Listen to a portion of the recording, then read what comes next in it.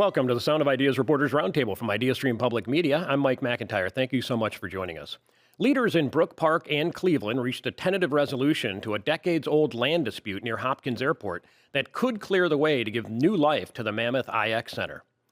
Would you vote to quadruple the Cuyahoga County sin tax to pay for pro sports venues? Well, you won't get a chance anytime soon. The state is in no hurry to approve it. Akron's mayor has announced a push for new housing as a way to combat homelessness. And the law already says you need a valid photo ID to vote. So why are Republicans pushing for a constitutional amendment saying the same thing? And the Justice Center in downtown Cleveland is getting a $200 million makeover. Maybe the elevator rides won't take longer than the commute to the courthouse. Joining me to discuss these and other top stories of the week from News 5 Cleveland, Michelle Jarboe, and from IdeaStream, senior arts reporter Kabir Bhatia. Good morning, both of you. Morning. Morning. Thanks for having us. Good to have both of you with us. And good evening if you're watching this in the evening as well. In Columbus, a journalist who always skips the elevator and takes the stairs, IdeaStream State House News Bureau Chief Karen Kassler. Hey, Karen. Hey, glad to be here. Good to have you here, too. And you're not out of breath. You went. How many sets of stairs, flights of stairs are there at the State House? Like 400 flights of stairs to get up to where you are? It's an old building, so there's lots of stairs here. Well, good to have you with us, and good to have you joining us as well. And you can share your thoughts by sending email to soi@ideastream.org. Let's get ready to roundtable. Cleveland and Brook Park settled this long-standing disagreement this week that will clear the way for Cleveland to redevelop the IX Center. For decades, the two cities had been involved in a dispute over land involving a never-built runway at Hopkins International Airport. Michelle, you've been following the story. In fact, you sat down and talked with the mayors of both of the cities. Was it surprising this came together now because there's been a lawsuit, there's been decades, there's been promises made and promises not kept? Was it surprising that this came together this week? So I wasn't necessarily surprised because I knew the cities were talking, but this is a big breakthrough. And I think it was a surprise to a lot of people. But you have, relatively new leaders in both communities who had inherited a mess.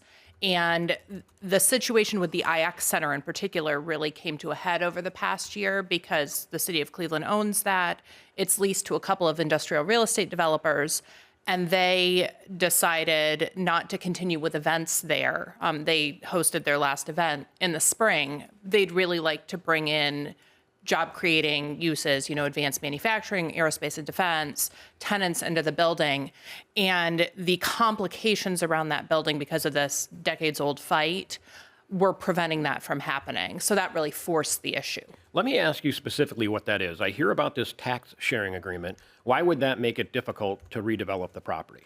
So, short version, because we could write a novel on this, but back in 2001, there was a legal settlement between Cleveland and Brook Park related to fights over land around Hopkins. And at the time, Cleveland was thinking about adding an extra runway at the airport, and they needed some land to do that. Their plan was to demolish the IX Center eventually, so that runway could go through there, and they needed to demolish a bunch of houses just south of the airport area. That settlement included this tax sharing arrangement for a nearby business park and the IX Center, both in Cleveland at this point, because there were land swaps that went on. But the tax sharing agreement at the IX Center gives most of the revenue, particularly income tax revenue, to Brook Park. So if Cleveland were going to give incentives to a company to move in there, say a job creation tax incentive where they would give up a portion of the payroll taxes, Cleveland would be upside down on the deal. There was no way for them to incentivize companies to move in there and be competitive without hemorrhaging money. So they are going to be paying Brook Park money because of the lack of tax sharing. I think it's $650,000 a year over a number of years. 33 years. 33 years. So that's a big mortgage that they're paying on that. But what they get out of it then is because they have full control of the IX Center, then you can offer these incentives, then you can get the development that they're looking for. And you get the full upside. So Cleveland has predictability around this. That $650,000 a year figure was based roughly on what Brook Park has been getting in recent years from the IX Center and the tax sharing at this nearby business park, Emerald Corporate Park. Cleveland now knows here's a set number we need to pay to Brook Park every year. We don't have to pay above that. So if we bring in a big company with a lot of jobs, Cleveland will get the upside of that deal. Whereas under the other agreement, it was a percentage share. Okay. There was a bunch of property, houses that the city bought, was posted about some are demolished. It's open space. There's a number of acres. I think it's over 30 acres of property. 34 acres. 34 acres. So what happens now to that property that it's in control of Brook Park? And the question is, since it's adjacent to the Browns development, does it mean we just have a giant parking lot? It is not adjacent to the Browns development. Near. It is near, but it is south of Hopkins. Okay. And that property, the city of Cleveland bought up hundreds of homes there and demolished them, again, related to this airport plan that was never realized. Brook Park wants control of that land back, which they will get. They will become the owner of the land as part of this deal. And they are looking at returning that land to residential zoning because there was an airport overlay zoning put on that property years ago with the expectation that it would allow for aviation-related uses. And Brook Park is saying, we want to protect this. We're looking at, new residential development potentially, or it could be a park. Years ago in a city master plan, it was identified as a potential park location, but it also allows Brook Park to take care of that property, which right now the roads through it are all closed off and overgrown. It doesn't look nice, and it's right next to a bunch of houses. So what I heard in terms of speculation from people that, it's just going to be an overflow parking lot for the Browns development, which is not adjacent but nearby, that's just cynical at this point? We don't know any of that? Or I mean, I don't know that is the highest and best use for the city. That's certainly not what the mayor of Brook Park or council members talked about during their council caucus meeting on Tuesday. They talked more about cleaning that property up and having it be something that could be an asset to the city. But of course, everybody's thinking about parking right now because you've got a big sports and entertainment district just a few years down the road. You mentioned the Brook Park Council, and they had a caucus. They are going to have to vote on this. So is the Cleveland City Council. That's right. And Brook Park Council, at least based on Tuesday night's caucus conversation, seems very much on board with this and enthusiastic. I think Cleveland City Council will be maybe a little tougher of a nut to crack, but my understanding is the Bibb administration has been briefing members on this and trying to walk them through what is a very complicated deal. All right. Well, Cleveland Council will be addressing this next week as well. Cuyahoga County and Cleveland's pro sports teams want voters to quadruple the current sin tax to help pay for the ever-growing list of repairs at sports venues. The current sin tax on liquor and cigarettes isn't cutting it, but the state needs to okay it first and an increase, a vote on an increase. It doesn't look like that's likely to happen anytime soon. Michelle, I don't know math, but I know words, and quadruple means times 4. This is what they're asking for, or one of the things that they could triple or quadruple the sin tax in order to cover all of these mounting costs? That's the idea, and the sort of the backstory on that is that the amounts involved with the sin tax, the dollar amounts, haven't increased with inflation. So though you're paying more for a bottle of beer or a bottle of wine or a pack of cigarettes, the amount of that purchase that's going toward the sin tax has stayed consistent. It's like 4.5 cents for a pack of cigarettes, 1.5 cents on a 12-ounce bottle of beer, 6 cents on a bottle of wine, and about I think it's $3 on a gallon of liquor. And which I buy by the gallon, of course. so that's just really not keeping pace with the needs of these facilities. And county officials are saying, and the pro sports team leaders are saying, hey, this isn't a lot of money, but it would make a big difference for the maintenance of these facilities. Karen, what does the state need to do before Cuyahoga County could put this on a ballot, and what does it look like they might do? What did you hear from Matt Huffman? Well, Speaker Matt Huffman was asked after his usual conversation with reporters about the sin tax, and he said he doesn't think that it's likely that anything will go forward either in June when lawmakers are set to finish up their stuff for the year or in lame duck after the election. And he said part of that is because he says there are issues that people don't have answers to that he's concerned about. He wants to know why people who go to games don't get an extra buck on their tickets. And apparently he was told that there is an 8% tax that the city of Cleveland gets 4% of. And he said that he's just got concerns about that money and basically taxing people for cigarettes and beer when he believes that the people who are using the facility should actually pay that tax. And he says there's diminishing returns at some point because people can just go to another county or just go somewhere else to buy their beer and liquor and cigarettes and everything rather than pay the sin tax in Cuyahoga County. Also, we see that people are drinking less now, so there might be lower alcohol sales. Also, smoking taxes, there's a separate smoking tax, a sin tax for the arts in Cuyahoga County that has been going down steadily because smoking is decreasing as well. So one of the benefits of sin taxes is it incentivizes people not to sin, if that's literally a sin. And so that's another issue that might come up, which is this the best way to try to get that kind of money? Are there other ideas, Karen? I know the governor once had proposed doing sports gambling as a way to fund new stadiums. What about a fund for repairs of stadiums? Well, that whole issue of a tax on sports gambling operators was something DeWine put forward as a way to fund repairs and infrastructure at stadiums across the state. That was stripped out by the legislature. They finally agreed on this plan to go to unclaimed funds.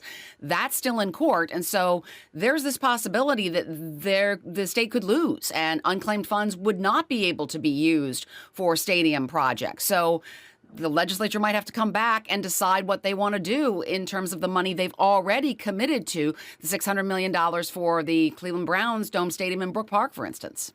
Kabir, let's imagine that world in Cuyahoga County where it's times 4. We're talking, would prices go up significantly for these basic products? I mean, 16 cents on a gallon of beer. Again, you buy your beer by the gallon. I was going to say beer always comes in gallons, but a jug.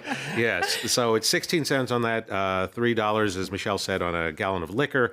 It's 14 cents on a pack of cigarettes. And just for scale, the arts cigarette tax that you mentioned, which is completely separate, which was approved in 2024 to be increased, is 70 cents.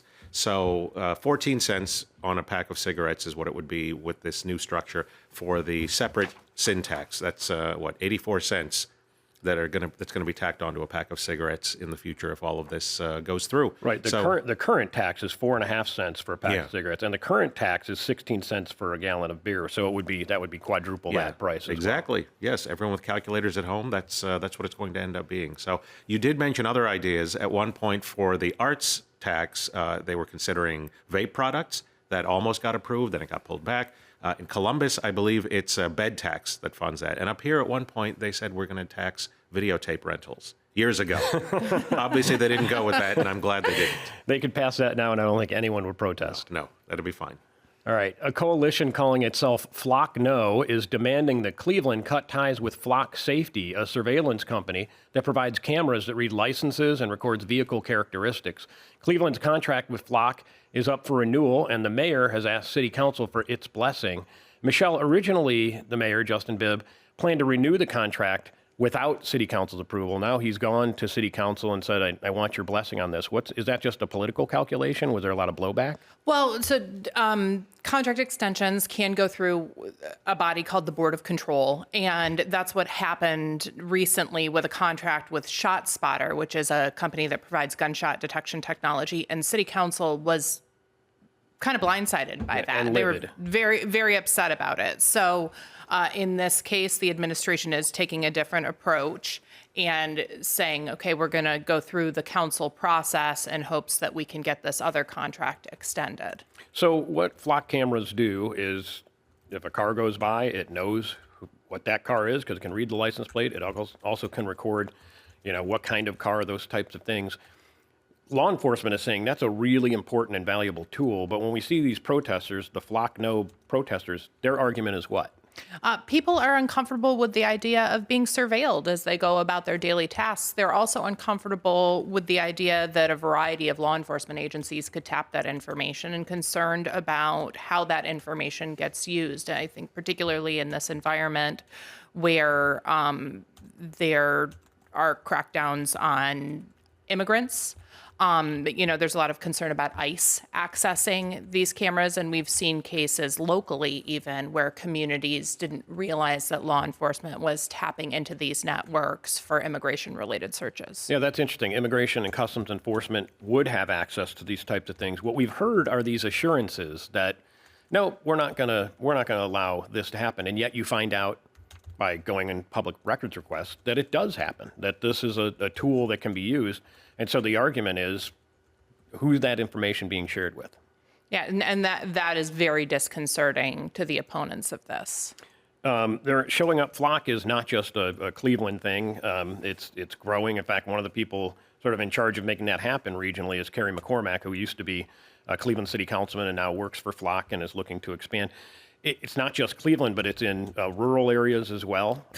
Flock has been a growing suburbs. thing. I've done stories. I did a story a while back about a food stamp theft ring that got busted in Westlake, and police in Westlake used a variety of surveillance tools, including cameras on the roads, to help them track these people and ultimately arrest them. You wonder, too, when people are saying, I don't want to be surveilled and I don't want this information to be available, but yet we're walking around with a phone in our pocket that in a moment can tell you everywhere you've been in the last an extended period of time. It feels like this is intrusive in a lot of ways in our lives, sometimes in ways we don't even realize. I mean, we could all just move to desert islands, right?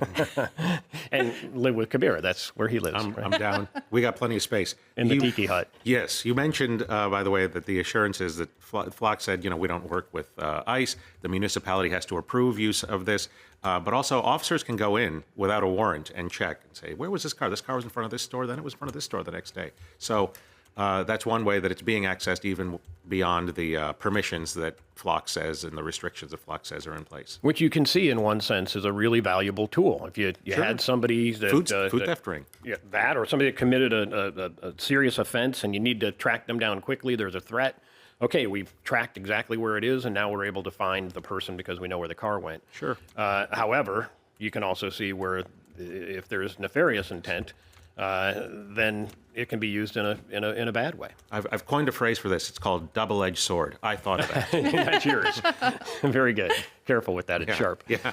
All right. With communities pushing back on data centers proliferating across the state, including a proposed moratorium in Cleveland, the Regional Chamber of Commerce, the Greater Cleveland Partnership, is standing up against any bans. Kabir, the partnership's stance on data centers is what? It's not saying they're all great, but they're saying let's not blanket say no to all of them. Right. Whether it's at the local level, state level, they're saying these bans, these moratoriums are bad for business. I think the phrasing they used was, it's as if you put up a not open for business sign. Again, these are the words of the Greater Cleveland Partnership. So they're saying, cities, municipalities, just wait a second. Just have a look. Don't put these bans or moratoriums. Although I believe the ones locally that have passed, I think Avon, Painesville, I forget all the others, Ravenna maybe, they're only 6 months to a year a lot of times. They're moratoriums, not bans. Right. It's not an outright ban, but there is movement to have an outright ban statewide. Yeah, and that's become a trend. City after city are looking at this, and I've heard from people this is the story of the year, that the idea of data centers, it's got communities perked up, it's got people looking at it, and there's a lot of reasons, Michelle, water usage, electricity usage, and the lack of permanent jobs that are created by them. Yeah, I think there's also a lot of confusion about what these actually are. And so there are conversations going on in communities right now across the region about, okay, what does a particular data center project actually entail? How would it tap into the power grid? Is it bringing its own power with it? How much water would it actually use? Because there's wide variation in how much water these things use. There are some that may only really use enough water to flush the toilets and for people to wash their hands. There are others that use vast amounts of water every day.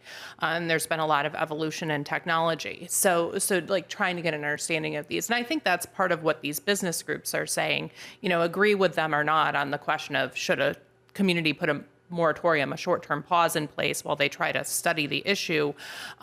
These business groups, the Greater Cleveland Partnership and the Cleveland Building and Construction Trades Council are saying, look at these projects on a case-by-case basis. Don't paint them all with the same brush because not every data center is the same and not every deal is the same. And there are communities, as we've said, that have said we want a moratorium, some that are pushing for bans. Then there are communities that are embracing these. And you went on a trip to New Albany near Columbus, where it's basically data center central.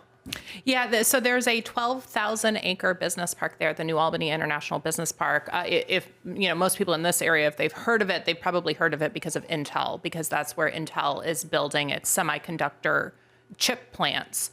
And there's a lot of development in that park. So there are offices, there's manufacturing, there's distribution and logistics, but they have 40 data centers there so far and 28 more on the drawing board or under construction. And I started hearing about the data center development down there, in part from some local public officials in small communities, some in rural communities, who were saying, oh yeah, I've been down to New Albany. Oh, I went down there 4 times. Oh, I took a decibel meter down and stood near the data centers to see how loud they were.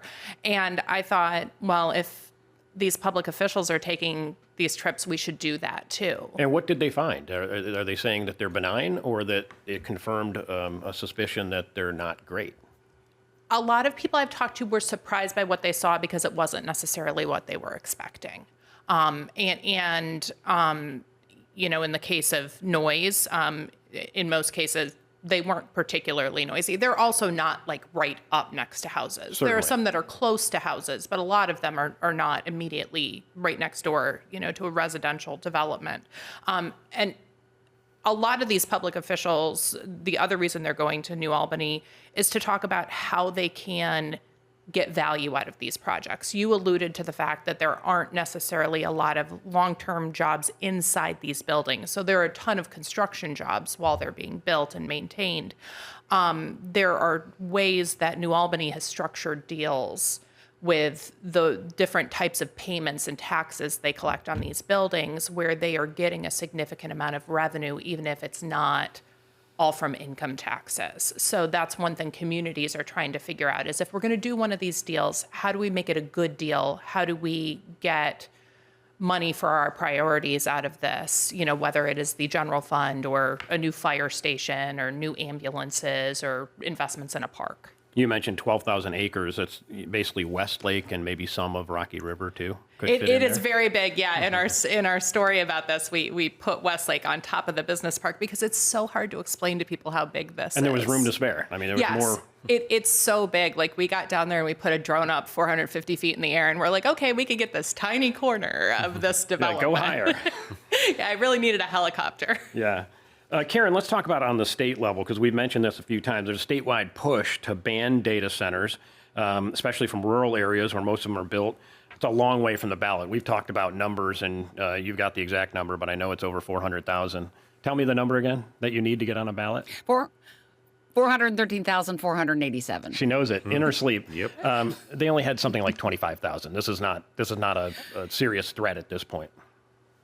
Well, that was the number that was given to me, I think, 2 weeks ago, and I was told that it's probably bigger than that because numbers are constantly coming in. But this is a volunteer group, and they're working on a very short timeline. They have to get those signatures from half of Ohio's counties by July 1st. So it really looks doubtful that this ban on large data centers would make the fall ballot, but this group could continue to gather signatures and try for next year. And that's really the only push right now to put any ban statewide on data centers. There are several bills in the legislature that would try to put some restrictions and guardrails on them. Those haven't moved a whole lot because now there is this joint data center committee of House and Senate members who are going to be looking at data centers in general, saying that they want to get accurate, relevant, and useful information. And I talked to the 2 co-chairs of that committee for our TV show, The State of Ohio, for next week, and asked them, how do you determine what is accurate? Because there is a lot of information out there. And the data center industry has really been trying to push back on some of the things that you just talked about there, the water usage, the high electric bills, all that stuff. And they said they're going to bring in subject matter experts, and they want their data on data centers. So this will be an interesting committee to watch potentially, because we could actually maybe get some answers on what happens with some of this data and, where the studies are coming from and that sort of thing. But there are different kinds of data centers. There's large, there's small. So, there's a lot of frustration, though. It's remarkable how public opinion on data centers has really changed in the last couple of years. Yeah, it's become, like I said, the story. And certainly I know you'll be following that committee, too. Right now, though, we're going to take a quick break. There are more stories to discuss on the Sound of Ideas Reporters Roundtable, including a push to codify voter ID requirements in the Ohio Constitution. First, I'm handing it over to Stephanie Haney for a look at what's ahead next week on the Sound of Ideas. Stephanie? Hi, Mike. Looking ahead after this long weekend, here's what we have coming up on the Sound of Ideas next week. With Monday being a holiday, Memorial Day, the Sound of Ideas team is off. So in place of our program, we're bringing you something from Minnesota Public Radio. It's the Call to Mind series, and we're looking at the unique mental health challenges of immigrant communities. On Tuesday, we'll share with you a conversation that happened recently at the City Club of Cleveland. This is about Cleveland's rock and roll legacy and the future of live music. It's a conversation between Rock and Roll Hall of Fame's Greg Harris and also Sean Watterson from Happy Dog, moderated by Annie Zaleski, who is a friend of the show here on the Sound of Ideas. On Wednesday, we continue our loneliness series. We got some feedback in our audience that you would love to hear about social groups for older people who are beyond their working years. So we're looking at senior social groups and the community that's needed and the benefits for that for people who are beyond their working years. On Thursday, we'll round things out with The Menu. It's our partnership with Cleveland Magazine where we look at the Northeast Ohio food scene. And this time we're checking out the Flats, looking at the changing face of restaurants and entertainment in that area. As always, this is subject to change with breaking news. Back to you in the studio. Thank you, Stephanie. Appreciate that. And Annie Zaleski is a friend of the show at Sound of Ideas. I think you can be a friend, too, if you just listen to the show. I think we're friends of the show, aren't we? Are we friends of the show, Kabir? I agree. Always. Everyone's a friend of the Sound BFFs. of Ideas. I'm Mike McIntyre. I'm IdeaStream's executive editor, and I'm here along with senior arts reporter Kabir Bhatia and News 5's Michelle Jarboe. IdeaStream State House News Bureau Chief Karen Kassler joins us from Columbus. And a reminder, if you keep up on the news and enjoy testing your knowledge, you should try out our IdeaStream News Quiz. It publishes on Fridays. You can find it on our homepage at ideastream.org. I haven't taken the quiz yet today. It was a little busy this morning, but looking forward to it afterward, and I think I'm going to ace it because I'm paying attention to the show. Of course. Exactly. Republican lawmakers want to put voter identification requirements in the state constitution. Voters in Ohio are already required to show a valid photo ID when casting ballots under a 2023 state law. But some lawmakers fear that could change with an amendment, without an amendment. So what they're saying basically is that the new administration doesn't agree with that kind of thing. A new legislature, they could say, you don't need a photo ID, so let's put it in the Constitution. Karen, is this push something that will result, you think, in a constitutional amendment soon? Well, it sure seems like it because state lawmakers have a different path to the ballot than citizen groups do. I mean, lawmakers just need a 3/5 vote in each chamber on a resolution to put an amendment before voters. They don't need the governor's signature on this, and so they're planning to go ahead with this. This has gone really fast. I mean, we first saw the reference to a constitutional amendment on voter ID in Ohio on Monday when Republican candidate for governor Vivek Ramaswamy issued an op-ed saying Ohio needs to do this. So by Thursday, there was already a resolution introduced and hearings had begun. And that kind of shows really the partnership that Republican legislative leaders and Vivek Ramaswamy have here. And this is an interesting thing to me, I think, because this reminds me of in 2022, which was the last time Ohioans voted on a candidate, a governor's race and a U.S. Senate race. And in that year, there was also something that was a ballot issue that was codifying something in state law, and that was a prohibition on non-citizens voting. And that passed overwhelmingly, and also Republicans won a lot of offices that year, but Republicans have won a lot of offices statewide in Ohio for a long time. So this just kind of reminds me of the same situation where you have something that's already in state law, but lawmakers say they want to bring it to voters to make it more permanent. So could one reason for that be that you would draw to the polls people who are like-minded, who want to vote on that particular issue, and now you've got more people to cast a ballot for your candidate? Well, certainly you could expect that, and the legislative leaders were asked about that. And Rob McCauley, who is the Senate president as well as Vivek Ramaswamy's running mate, said this is not intended to be a turnout juicer for the fall. And he said, in fact, this is a very popular idea among Republicans and Democrats. So he expects that this would really not drive up turnout, but I mean, it certainly looks like it's the kind of thing that could bring turnout. And I think one other thing that's interesting here is lawmakers kept talking about how we need to put this in the Constitution so that future legislatures can't change the requirement, can't repeal the photo ID requirement for voters. But they also mentioned that this amendment does allow for future legislatures to change the kind of photo ID that can be shown. So it's really interesting that there's that comparison of we can't allow future legislatures to repeal this, but we can allow future legislatures to change it in some way. If we have photo ID requirement now and it becomes part of the Constitution, what's the pushback on this? What do the opponents of this say would be the detriment? Well, I think there are people who have been concerned all along about the requirements of voter photo ID in terms of, your address has to match if you're using a driver's license. And if you move a lot, you're a renter, then that's going to be a problem. The issue of trying to get ID, especially if you don't drive anymore or you never did, you're older, or you're not in a state where you were born. So getting access to your birth certificate, those kinds of things. These are the identification arguments that have been raised with a lot of this. But again, this is an issue that's proved to be very popular in polls. All right, let's talk about another voting issue. Ohio has hardened its voter laws and policies over the last 8 years. One change advocated for by Secretary of State Frank LaRose impacted him in the primary. So what happened? Yeah, my State House News Bureau colleague Joe Engels reported on this earlier in the week, and it's an interesting story. We're talking about two laws here. One in 2023 that changed the window in which your ballot has to be returned to the Board of Elections if you're voting by mail, shortened that to 4 days for all voters. And then this year, there was another law that was passed that eliminated that grace period for all voters except for overseas and military voters. They're protected by federal law. And so Secretary of State Frank LaRose was deployed this year. He was in Europe. He voted by absentee ballot and had his ballot sent back to Ohio. He was tracking it, which you can do and you should do if you're voting by mail. And he noticed that it hadn't arrived by Election Day or the day that he was planning on going to vote.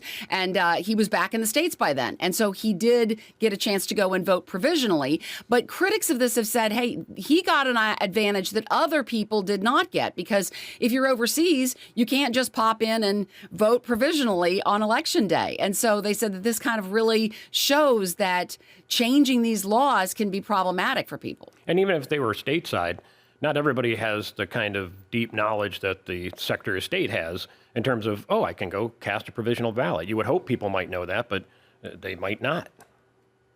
And that's been an argument that voting rights advocates have said all along, is as Ohio continues to change voting laws, it makes it more difficult for people to keep up with them. And so you have people who think they know the law, but they know the law as it was, not the law that it is right now. And so the education around this, I mean, we're certainly trying to do that, but it can be hard for people to keep up with what do I need to remember to do this time when I need to go vote. Okay.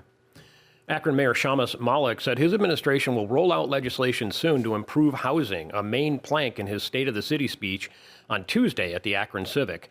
Kabir, this has been an ongoing issue for the city. How will forthcoming legislation, and there's a bunch of different aspects, what is it hoping to do? I think in the end it's really to target homelessness, but what specifically would happen under his proposals? Well, targeting homelessness in some cases means more homes, better homes, more accessible homes. So to that end, they have the registration system for landlords. They're going to be strengthening that, making them more accountable. In his words, there's mold that needs cleaned up at a lot of the public housing. They're really going to attack that, and they're going to have some stricter guidelines for the mold cleanup for when that does happen. There's also this provision where you have to have a minimum lot size when you're creating housing, and they're going to try and roll that back a little or relax that so that somebody who wants to build a house or build housing units doesn't have extra hurdles to go through when they want to do that. They also had some federal funding, $4 million, to create more than 500 units of new housing. Yeah. Essentially, the argument is if you have more affordable housing, you'll have fewer people without a house. That's the argument. Homelessness, people who work with people who are homeless say there's, of course, other factors, and there's some folks who are just not going to respond to homes, whether they're accessible or even free. But this is a good start. 532 units is probably, I think, what they're going to get with that $4 million. couple other things from the State of the City speech. Safety forces spending and balancing the budget are top priorities, the mayor said. So last year, they approved raises for the safety forces. This year, he said they're going to try and balance the budget, I think, within 2 years. And one of the ways to possibly do that is they're going to be making overtime.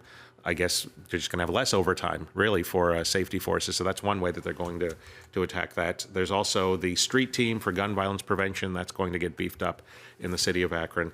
And they're also going to be making changes to the use of force policy as well for the police department. So he's really looking at all facets of the safety forces, police and fire. Okay, soon, June 6th, Akronites should be looking to the skies. Why? Yes, that's Blimp Day. Blimp Day. Introduced a new holiday, Blimp Day, celebrating the Goodyear Blimp, and it's almost the anniversary. It's June 3rd, really, is the anniversary of the first flight of the Goodyear Blimp. So he wants to make this an annual holiday. This year it's going to be June 6th, and people can look up and see blimps flying over all 24 neighborhoods. More than one blimp? Yes, multiple blimps. I remember there was an event last year at Canal Park, and there were 3 blimps that flew by, and I don't think anyone. It was I think it was the State of the City, and I don't think anyone paid attention to the mayor for a while because they were all just gawking at the. Yeah. Oh, I remember that. Yeah, they somehow scheduled it for the exact same time. Yeah. That's true. Yes, it was. Sorry, Mayor, but a little more exciting to see the blimps. Very good. Cleveland City Council is considering stiffening penalties for threatening behavior toward healthcare workers. Michelle, tell us more about this. What are we talking about in terms of threatening behavior, and what would the legislation do? So threatening behavior, they're talking about menacing, which is either physically threatening, some sort of physical interaction that gives a person cause to feel fearful or intimidated, or verbal harassment and intimidation. And right now, menacing is a 4th-degree misdemeanor in Cleveland. This legislation would make it a 1st-degree misdemeanor with a penalty of up to 6 months in jail or up to $1,000 in fines. And if you are menacing a healthcare worker while they are on duty at work, this would require at least a 3-day jail sentence. It was introduced last year. It's been held in the safety committee. Started to have some movement. I know there were hospital executives that were at council. Some discussion on this. There was at one point council was saying, listen, this isn't going to help. Doing this legislation isn't going to change anything. It's more about the culture and what you're providing at the hospital systems to keep your people safe. Does it seem like that attitude has changed a little bit? Or does it seem like council is in line with approving this? At this point, yes, that seems to be the trajectory that they're on, and it looks likely that they'll pass this at the beginning of June. But there were some robust conversations around what the hospital systems are doing right now to provide support, as well as to provide paid time for employees to go file police reports if there is an incident that happens. There were also some members of council, in particular Stephanie House Jones, who were concerned about what leads patients or other people who are at hospitals to end up in altercations, and they were worried about the potential for patients to be criminalized. So there was some conversation as part of this discussion about requirements for tracking annual incidents and charges to get a better idea of what's going on and who's being charged. Ahead of Memorial Day weekend, Cleveland officials are launching a summer safety initiative that combines increased police enforcement, multi-jurisdiction partnerships, and expanded youth programming. Mayor Bibb has called for what he called an all-of-government approach toward safety this summer. And summer is when safety's at the height. Kids are not in school. The worry about trouble happening in neighborhoods, and that's usually when crime increases too. So what does the mayor mean by all of government? So officials talked this week about both a multi-department approach from within City Hall, so every department playing a role with programming or support, and then a multi-agency approach, so involving agencies outside of City Hall in a violent crime task force that would be focused on repeat offenders, doing traffic sweeps in identified hotspots, and cracking down on illegal guns. And so local, state, federal, and county law enforcement are involved in that. Why is the city emphasizing crowd control and curfew enforcement this summer, Kabir? Well, we just had an example over the weekend. There was a Cleveland Asian Fest, got closed down early from basically overcrowding, is what the chatter seems to be. There was also that shooting outside of a Browns game last year, injured 6 people. So incidents like that, when there's large gatherings, they're concerned about. We might be seeing another large gathering if the Cavs do as well as we think. Do we have to mention this? So I was vowing not to talk about the Cavs. anyhow, I didn't mean the basketball team. Okay. No, it's something else entirely. Forget I brought it up. But those are the reasons that they're concerned about safety. And to Michelle's point, multi-agencies, they do have 2,200 jobs that they're going to be offering at $13.50 an hour. 160 internships, $14 an hour, just putting that out there. And there's going to be a 3-on-3 basketball team, basketball program, ages 10 to 21, which I want to see the 10-year-olds take on the 21. They'll probably beat them. Yeah. But so the idea there is to keep young people engaged. Yeah, exactly. When the kids get bored, that's when the trouble starts. And I'm a perfect example. You laugh about a 10-year-old playing a 21-year-old, but try being like a 30-year-old playing a 41-year-old. There's a big difference. There's a huge difference. Time changes. That's changes things for Don't sure. remind us.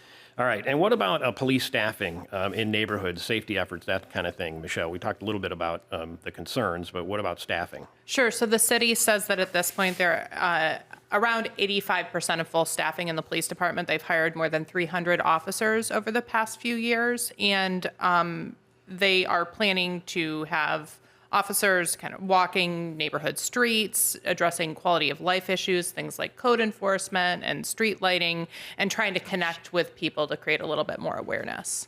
So all of that, the all-of-government approach that is going to be happening. All right, years after the pandemic, the Ohio Supreme Court will decide whether Governor Mike DeWine was right to call an early end to federal pandemic unemployment assistance. The program provided $300 a week to those on unemployment. The government ended it 10 weeks early in 2021, sparking a lawsuit. And Karen, I know you've said this is the thing you hear the most about from people. What are the arguments for and against this case? Where are we at with it? Yeah, I've gotten more calls and emails about this story than any other story I've done in my career in journalism. Wow, Because really? you have 300,000. Yes, and I just got 2 this week. I mean, it's amazing. The 300,000 people who are part of this lawsuit, who say that they are affected, that they are owed money, they're really concerned about this. And so they want to know what's going to happen here.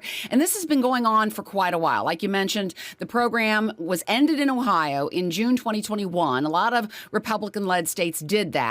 And then the program ended at the federal level in September of 2021.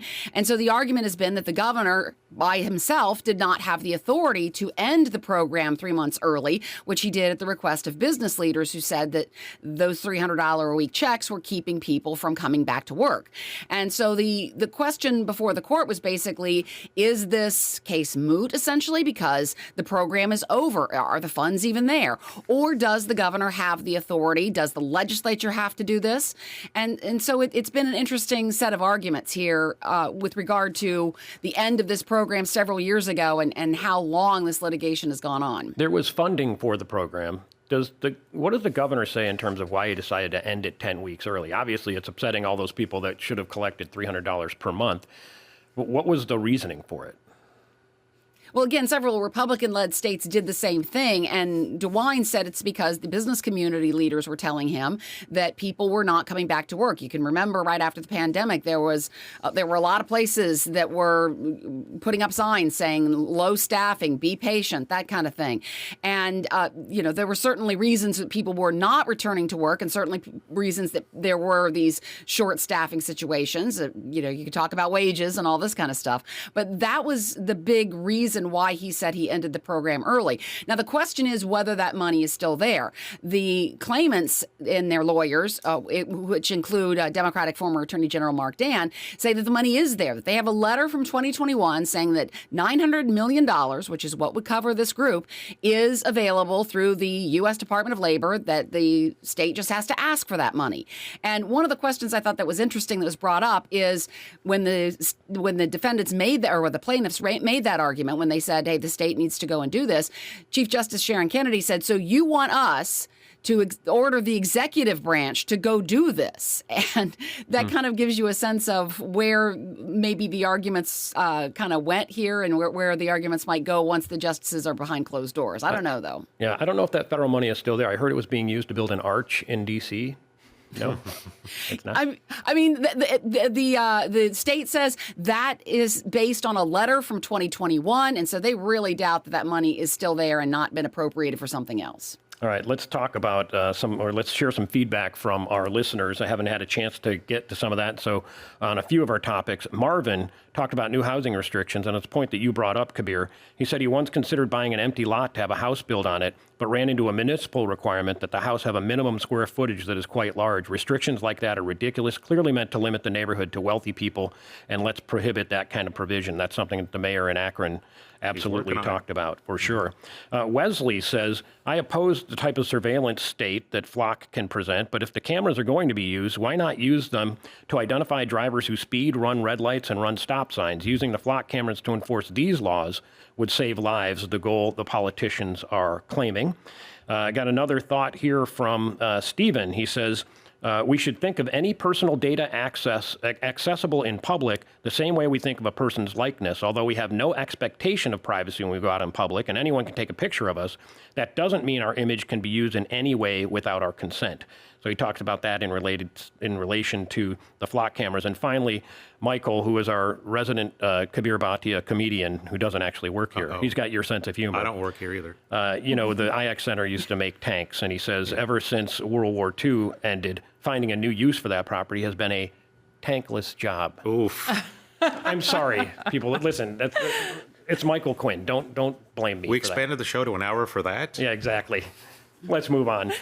Thank you, Kabir. 2 new lawsuits are challenging the merits of a voter-approved constitutional amendment that guarantees reproductive rights, including abortion access. It was passed in 2023. Karen, these lawsuits in 2 different courts, both claiming the amendment itself is unconstitutional. So let's talk about the challenge from Faith to Action in Butler County. Now, Faith to Action is led by Janet Folger Porter, who people might remember as the former head of Ohio Right to Life. She actually was one of the people who brought the original 6-week abortion ban that was called the Heartbeat Bill to Ohio lawmakers in 2011. It finally passed in 2019, and then it was overturned by it was basically ruled unconstitutional by this constitutional amendment that voters approved with 57% of the vote in 2023. And so this group says that basically the people who put this amendment out there went too far, that all the laws that are related to abortion could not be overturned by a single vote. And so that's that group's argument. And then there's also this other argument, which I hope you're going to ask me about. I think you are, about a case from Butler County, where a Butler County judge says that the amendment is prohibiting him from his authority to rule on abortions and deny or approve them for minors. And so you've got these 2 lawsuits that are going after this constitutional amendment itself, even as legislation about abortion is moving through the legal process because of this constitutional amendment. It didn't just wipe out all abortion-related legislation. It actually started this whole process of each time one of these laws comes forward, there is some sort of an appeal that will likely be decided by the Ohio Supreme Court eventually. So if you've already covered the material, it counts as me asking about it? We're good? Sure. Okay. So just saving you time, yeah. you know? No, fair. I just want to make sure we had it all covered. So where we stand with that is there still are challenges to something that the voters had approved. Absolutely. And it's not a real surprise here because certainly the anti-abortion community has really pushed against this. They did when it was on the ballot in 2023. And you've got legislative leaders who have even suggested that there might be another ballot issue on abortion coming sometime in the future. So this is kind of, I think, to be expected. All right. Cleveland's small independent music venues and comedy clubs, but not strip joints, received a boost from City Council this week. It's a sector that's struggling to rebound from the COVID era. Council members were divided over which types of establishments should receive the help. Michelle, first of all, how is this helping the venues? What's council doing that will help the venues? Sure. So this is a tax break. It will eliminate the city's admissions tax for small, independent, locally run music venues with a capacity of under 750 people. Prior to this, only very small venues with a capacity of under 150 people were exempt from that admissions tax. So that'll cost the city some money, but it's worth it, they say, to keep these venues vibrant and going. There was disagreement, though, Kabir, about what kind of venues should get the break, and it came down to strip clubs. All right, I'm going to do this without making any jokes. Okay. I promise. Many of the council people said, we don't go to strip clubs, but aren't those performance venues? Those should be included. However, Jasmine Santana pointed out that in many cases these are used for human trafficking, strip clubs in some way. So she said she doesn't feel that those should be included, and they won't be in the venue in this whole plan. But the other small business venues will be the performance venues. Yes. And Yeah, things. This is like the Happy Dog, yeah. Beachland Ballroom. Exactly. Yeah. They've been Okay. pushing for this. Great. The Cuyahoga County Courthouse will get a $200 million upgrade. Anyone who has waited for an elevator knows that the courthouse needs those upgrades. Repairs will start now, continue through 2036. And this is it's related to the jail construction as well in Garfield Heights, Michelle. But the judges have been pushing for, listen, don't forget about this place. You can't just abandon us for a new justice facility out in Garfield Heights. And now they're getting their due. Yeah, so it's $200 million for improvements to the building using a mix of borrowing and money from the general fund. And this is going to happen over a number of years. So we're talking about through 2036. There had been discussions about relocating the courts, replacing the Justice Center entirely with redevelopment of another building downtown or new construction, or even a new development on that site. But this appears to be the solution, at least for now. And the judges had threatened to sue over it. This is getting pretty serious. It's been pretty contentious, yeah, and with a lot of disagreement about what should go into a facility if a new facility were built, and then complaints about the conditions at the existing facility. This all went into mediation, and there was a tentative agreement reached, a couple weeks ago for repairs, and then it got caught up in the brouhaha over, was this horse trading related to getting the judges to sign off on a deal to build the new jail in Garfield Heights and funding for that. But it seems like everybody has figured things out now. All right. Today is Bruce Springsteen Fan Day at the Rock and Roll Hall of Fame. Great day for it as the Boss plays tonight at Rocket Mortgage Arena, or Rocket Arena, I think it's just now.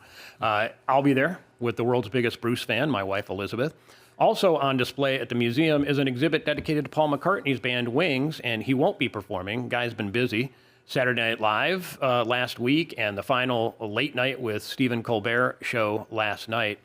Kabir, what can folks experience at the museum today? You've been doing some stories about what we can see there. Yeah, well, they're going to have special exhibits related to the Boss. You're going to be able to see video of his various appearances when he got inducted, when the E Street Band got inducted. He himself inducted Creedence and several other groups, so you'll be able to see all of that. There's going to be a garage band in the garage, which I think we saw a shot of, which is that space where you can go in and perform, and they're going to be playing Bruce Springsteen songs. Then you can check out the Wings exhibit as well. And the Springsteen thing is just for a day, and I think obviously Right. tied to the fact that there's a concert. That he's going to be here tonight. The Wings exhibit, it's interesting because I don't know if Wings gets its due. It's like, what do you do once you've been a Beatle? Exactly. And I heard in one of your interviews and discussions with folks there that Wings was significant.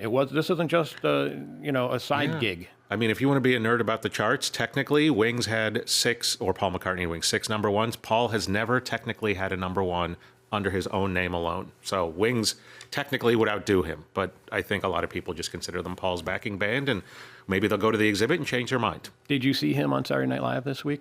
I taped it. Yeah, okay. Like, I literally taped it. It wasn't great, I have to say. It's probably a bad take, but listen. He played Coming Up, which is what he did the first time in 1980. It was full circle.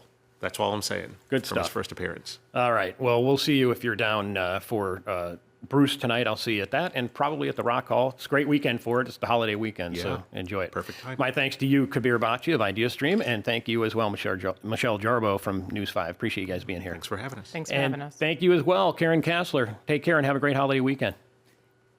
Go Guardians, go Cavs. Yeah, go Guardians. And go Cavs. Yeah, let's rebound tomorrow night. Home cooking will be great. To get the last word on today's topics, send an email to soi@ideastream.org. You can find us on Instagram at The Sound of Ideas. Monday on The Sound of Ideas, team's off for the Memorial Day holiday, as Stephanie said. And our time slots will bring you a special from the Call to Mind initiative focused on the mental health challenges faced by immigrants in the United States. If you missed any part of today's show, we'll air a rebroadcast tonight at 9 on 89.7 WKSU. And you can watch the television version of this show tonight at 5 p.m. on WVIZ PBS. You can also catch us on YouTube or the podcast platform of your choice. I'm Mike McIntyre. Have a great holiday and stay safe.